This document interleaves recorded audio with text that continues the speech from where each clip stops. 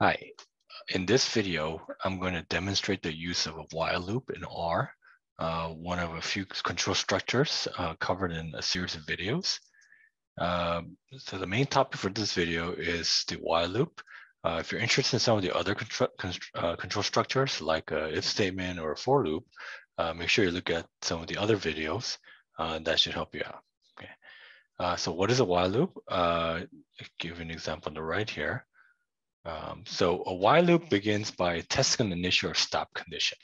Okay, if that condition is true, then the code inside the loop body is executed once. The stop condition is tested again. If the condition is false, then loop will no longer execute. If the condition is true, the loop body is executed again. So a while loop is similar to a for loop, but they're very different. Okay, it's significantly different where you got to be very cautious how you use them. So I'll explain these bullet points using this example on the right. The way you write a while loop in R is simply using the keyword while, and then you set your condition inside the parentheses, and then use the curly brackets to and within the curly brackets, you could add in your code, write in your code. Okay, so this entire construct is my while loop. So the way this code works is we have a variable called count. It's set to a value of 0. Okay. So the while loop begins by testing an initial or stop condition. So that stop or initial stop condition is this condition. So it checks, is my count variable under 5? If it's true, then this code inside the loop body is executed. Okay. So in our case, initially count is 0, which is less than 5. So whatever's inside the curly brackets is executed. So it'll print out the value of count, and then the value of count is incremented by 1. Okay, so now count has gone from 0 to 1, and then you go back up to the top, and this condition is checked again. Okay, now the count variable is equal to 1. It's still less than 5, so that's true. So then this loop body is again executed. Okay, the count value increments by 1 again, so count is now 2. It'll go back up, check this condition again. Still, count is less than 5, it's true. So then this loop body is executed again. It'll keep going until this condition is no longer true. Once this condition is false, then the loop will no longer execute and you will jump out of this loop and go to the next line. Okay, that's how a while loop works. You got to be very careful with while loops, because if you don't construct it carefully, you might get these infinite loops, and your system, your program will crash basically. Okay, so give you another example. So let me actually stop here. Let me show you an example in R, and I'll go to the second example, more advanced example. Okay, so let me go into RStudio, write out this example here. So count equal to 0. Okay. And then we're going to set while count is less than 5. Okay, I'm going to print count. And then I'm going to increment count by a value of 1. Okay, so count starts at 0. So then this loop should execute as long as the value of count is less than 5. So what we should see is the value count, when we do print count, we just see 0, 1, 2, 3, and 4, because when the value of the variable count becomes 5, this condition now becomes false, right? Because 5 is not less than 5, right? So then you'll break out of this loop, right? So if I run this code now, we should see 0, 1, 2, 3, 4, and that's exactly what we see. Okay, so this top condition here, this is, you can kind of think of this is really the initial condition, or really the testing condition, right? Or the stop condition, right? Okay, if this condition is false, then you'll break out of this loop.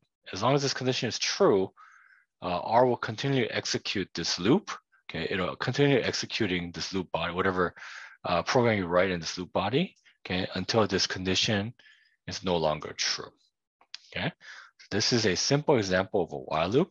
Let's do a more advanced, let's add one more condition to this. Okay, let's take a look at this example. Okay, you could set multiple conditions in your stop condition.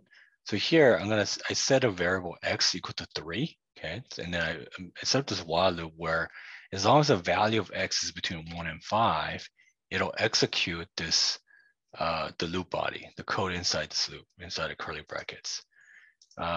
Once the condition is false, so either X is less than 1 or if X is greater than 5, it'll basically stop, right? This whole thing will stop, okay? So what I mean, if you've taken like a stochastic programming class, you probably heard of this example, the random walk example. This is basically what we're doing there. I have a value, you can think of X as a position, and once X becomes 0 or 6, the walk ends. Basically, the wandering person is off the pavement, or the walk ends. Okay, so this runIf function, I'm going to create a random number from 0 to 1. If it's under 0.5, I'm going to think of this as going down. Okay, or so you're going down in position, right? So if you're in position 3, X equals 3, you're going down 1, so you're going 2 now. If the value of down is greater than 0.5, then you're going up 1 position.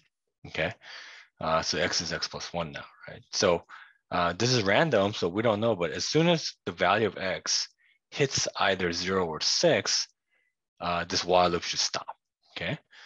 That's what this while loop does, right? So let's go into R Studio and then test this out, okay? So we're going to R Studio, okay? Let's do X equals to 3, that's my initial position, while X is greater than or equal to 1, and X is less than or equal to 5, okay? The font, so X has to be between, it can only be 1, 2, 3, 4, or 5. Any other number than this while loop, you'll basically break out of this while loop, okay? So I'm gonna print X so that I can see the value of X as this loop runs. And I'm gonna set it up, down to equal to runIf1. Again, this is a base function, built-in function that generates a random number from 0 to 1.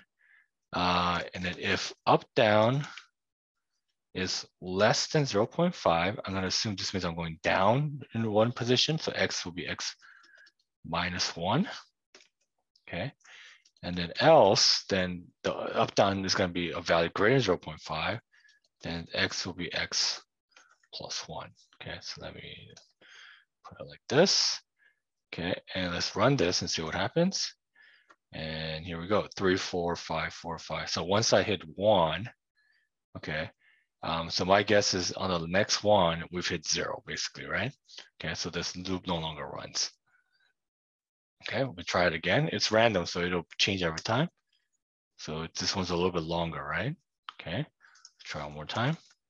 It's a little bit shorter, 3, 4, and really the next one would have been 6, right? So you're off of this range from 1 to 5, so you're out of this loop. Okay, so this is an example, again, of a while loop. Again, you gotta be very careful when you write while loops so that you don't create some kind of, conceptual contradiction such that your loop runs infinitely, and it's hard to then debug and might cause all kinds of problems in your application. So be very mindful and careful. And while loops could be extremely effective on whatever you're trying to build, right? So that's it for this video. If you're interested in some of the other topics, make sure you check out those other videos. Thanks for watching. Take care.